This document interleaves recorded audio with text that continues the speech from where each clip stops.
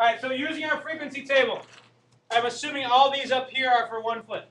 Yeah. Okay, so I'm going to attempt to count these. So 5, 10, 15, 20, 25, 30, 35, 40, 45, 50, 55, 60, 65, 70, 8, 80, 85. Yes. Okay, so I got 85. All right. All right. I got. Oh, those ones too? Yeah. Oh, I didn't count them. 89 then. That's 5 of them. That's 5? Oh, 90. Man, Brad, you don't know how to count. I didn't know how to count. Okay. So now for this one, 5, 10, 15. You got 3 here. Okay, 20, 25, 30, 35,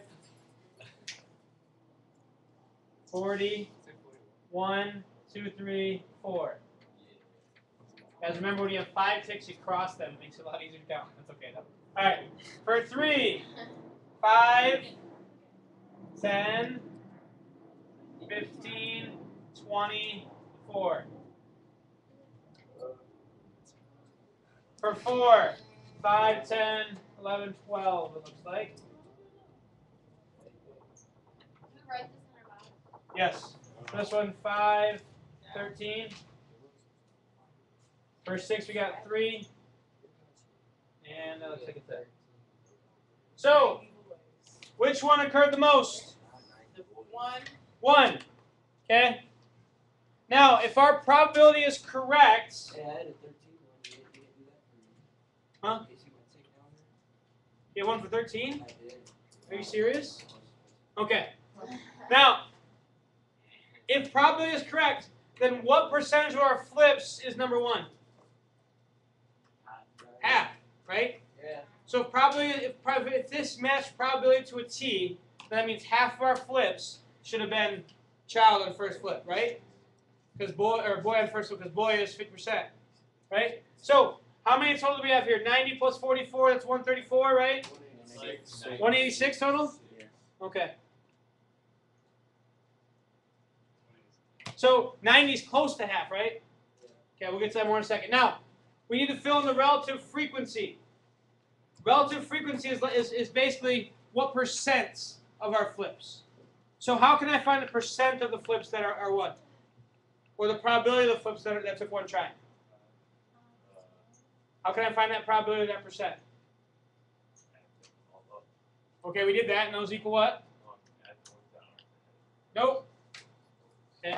To find relative frequency, we take the frequency and divide by the total. Okay? So we do 90 divided by what? 186. And 90 divided by 186 is what? What was it?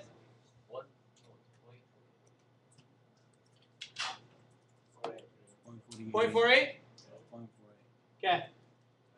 So, what's the probability for 2 flips?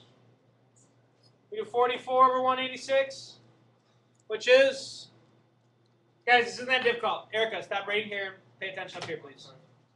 What is it? 0.24?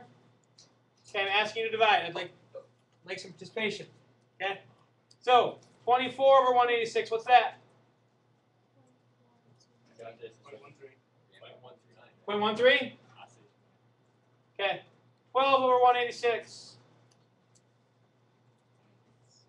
We said 0.13, didn't we? 0.06. 13 over 186. So 0.07. 3 over 186. 0.016, we call it 0.02. Okay. Now, we did round, so this might not work out exactly. But if I were to add all these up, what do you think we should get? 1. Right? Because these all are essentially probabilities, right? We have all our probabilities, we should get 1. Yeah, write them down on your sheet.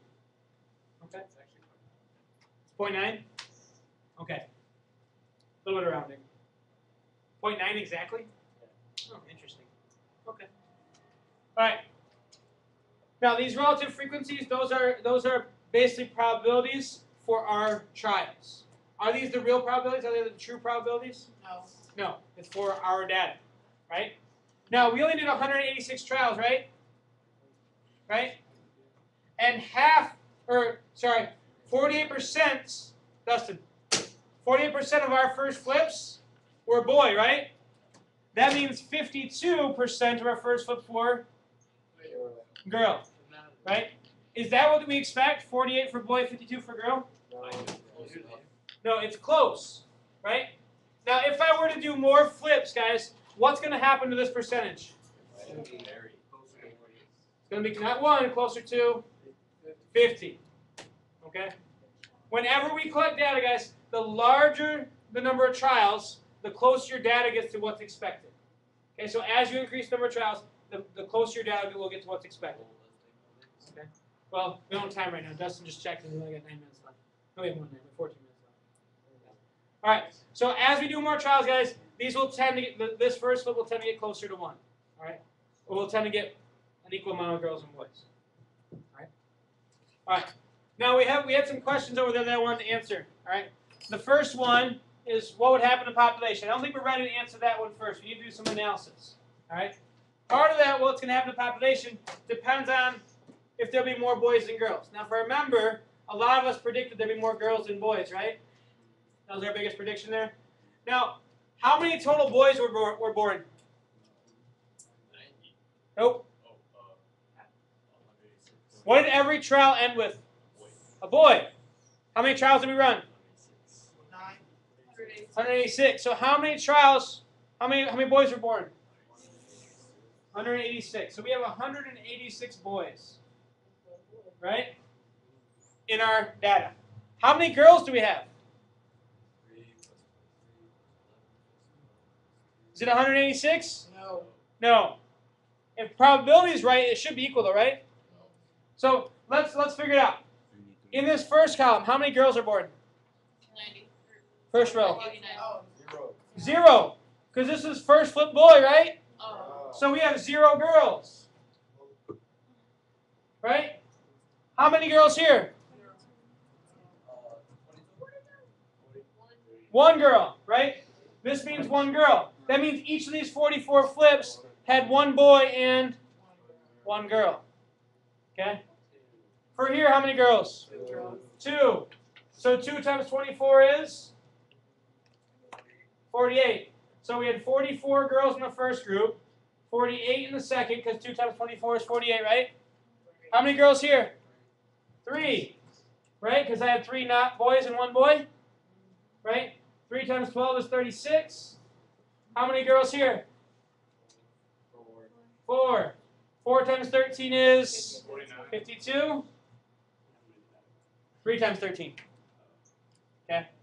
And then 5, 15. So our total number of girls then are all those numbers added up. 44 plus 48 plus 36 plus 52 plus 15. What is that? It is a number. What'd you just say? 195. So we had for girls, we had 195. So we had 186 boys, 195 girls. Now that's not exactly 50%, but you guys are the closest to all my classes so far. Okay? You guys are pretty darn close to having it match probability, right, Jared? Do you use your calculator? Yeah, we should use that calculator. That coin toss around this. Okay. So you guys are pretty darn close to getting half boys, half girls, which is what we expected. Right? Now, if I wanted to make sure I was going to have half boys, half girls, what should I do in my trials? Should I do more trials or less trials? More. Okay? As we do more trials, the boys and girls will get closer and closer to equally. All right? Does that make sense? Okay. Whenever you have a large number of trials, your results will be as close as possible to what you predicted. All right?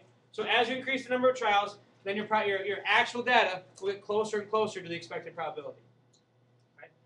All right. So I still don't think we can answer that question of what happens to population.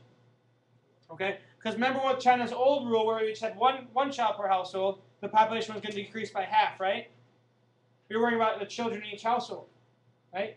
So General Alexis, which question up there should we answer that deals with the children in the household? Should we answer percent of families one child, percent of children who are only child, or the mean number of children? Which one? Mean number of children. Which one? Some number of children. The mean, right? We should look at the mean number of children.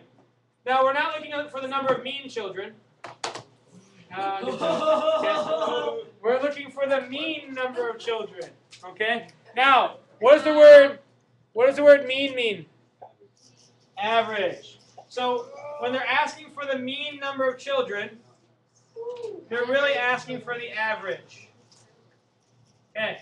In a lot of these probability situations, guys, they'll ask for the mean number of flips, or the mean number of rolls, or the mean number of tosses, or the mean number of picks.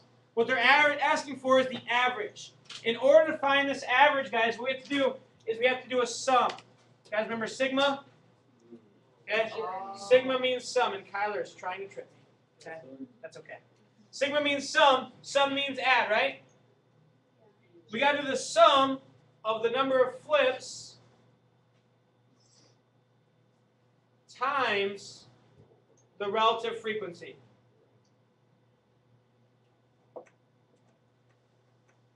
Okay. Now the relative frequency is the decimal or the whole number? Which one's the relative frequency? Got the decimal or the whole number? Decimal. So to find our mean number of kids here, we need to do 1 times which number? Number of flips times the relative frequency. So we need to do 1 times 0.48. Thank you, Kyler. 90 is the actual frequency. We need to use the relative frequency. So 1 times 0.48 plus 2 times what? 0.24 plus 3 times Is that 2 times? 0.24. Okay. Shakila, we're taking the number of flips and multiplying by its decimal. Okay, then we're going to add them up. I'm doing 1 times 0.48, 2 times 0.24, 3 times 0.13, 4 times 0.06. We're running out of space, so we'll go down here. 5 times plus 6 times 0.02. Now, if we add all those up, then we'll get our mean number of children, our average children. Okay? So 1 times 0.48, 2 times 0.24, 3 times 0.13, 4 times 0.06, 5 times 0.05, and 6 times 0.02. Add those all up as you go through, and you'll get your mean number of kids. Can you guys do that? Yep. Oh, and then it's 5 times 0.07. Don't say it out Plus, yep. 5 times 0.07 plus 6 times 0.06. loud. Easy.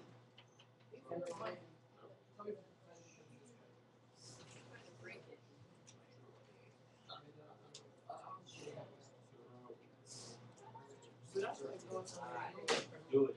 Do it. Perfect, Al. All right, so, guys, what did we get?